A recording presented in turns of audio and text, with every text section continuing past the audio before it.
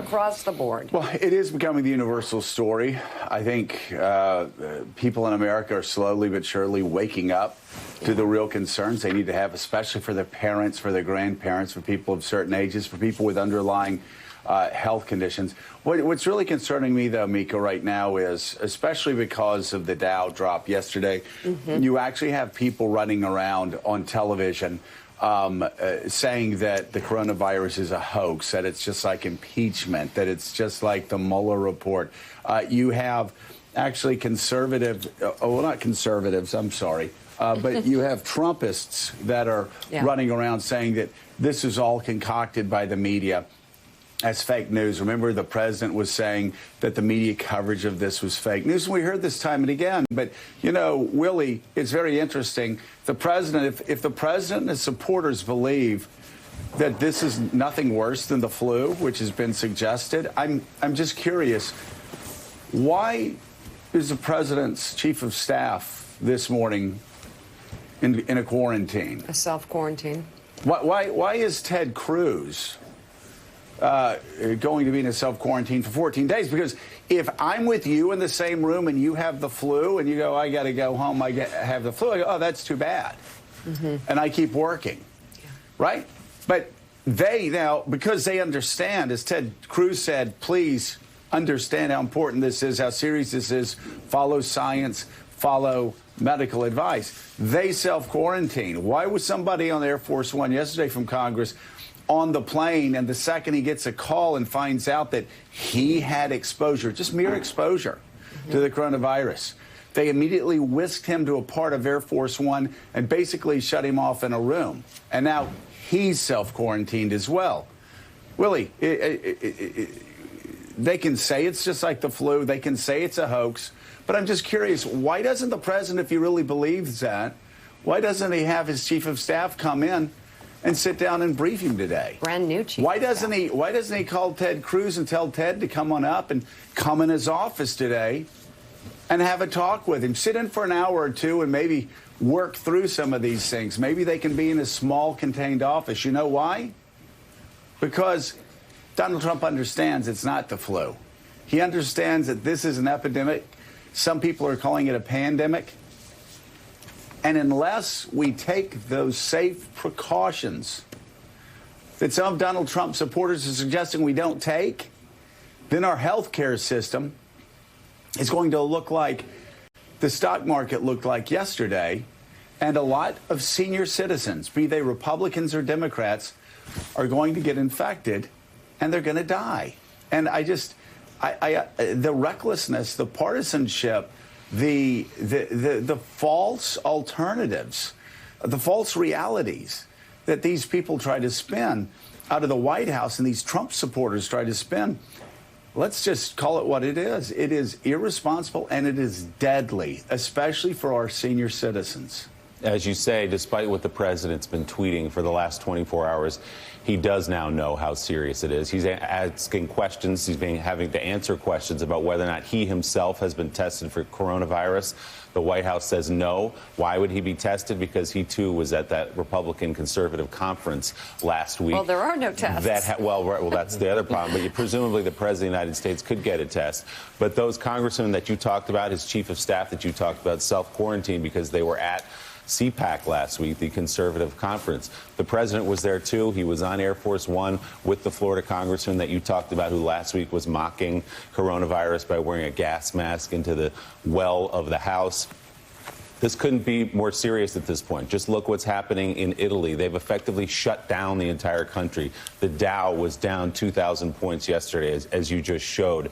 The president has to be taking this seriously, and it's a crazy thing to say, but at this point, we almost have to look past the president of the United States because we know what he's going to tweet. We know that he's protecting his political hide. We know he wants to win re-election, and just listen to doctors and scientists, people who know what they're talking about, people who can give us real guidance, not through a political lens like the president does on Twitter. And if this were a conspiracy theory, all to take down Donald Trump, which I can't believe, listen. Started in China. I can't believe that anybody in America would be stupid enough to believe that. But I do know that there are people on TV that are Trump apologists who think Americans are that stupid to believe it. But just for people that are positing that stupid theory, ask yourself this. Would Italy shut down completely over a theory to defeat Donald Trump at the polls? No. Would China shut down? Would all these other countries take such extreme measures? I mean, again, it's not logical. It makes no sense, but there are actually people out there who are ignorant enough to believe it. And listen, if you want to spin your ignorant conspiracy theories about Ukraine, if you like the Russians and you want to be a useful idiot for Vladimir Putin, go ahead, knock yourself out. That's up to you. I mean, I would question my patriotism if I did that. But if you don't mind being a useful idiot for Vladimir Putin, you can do that. But here's the problem with this conspiracy theory. Your parents, your grandparents, seniors that you love, that you go to church with, seniors that you love, that you know, that you've known growing up, you put them at risk unless you treat this for what it is. And this is a health epidemic that many are already calling an international pandemic. Do you know what happens in international pandemics? Millions and millions of people die. In 1918, 1919, 50 million people died because they didn't handle it the right way, because they didn't quarantine, because they didn't take the steps we're just now beginning to take, which we should have started a month ago. Joe, you got countries doing drive-by testing. What are we doing? Nothing. People are walking into ERs. Well, people are trying to figure out whether they should go to the hospital because it's dangerous to do so. So let's talk about that, Willie. It's unbelievable. And at St. John's Hospital in the Rockaways, one person walks in that's infected.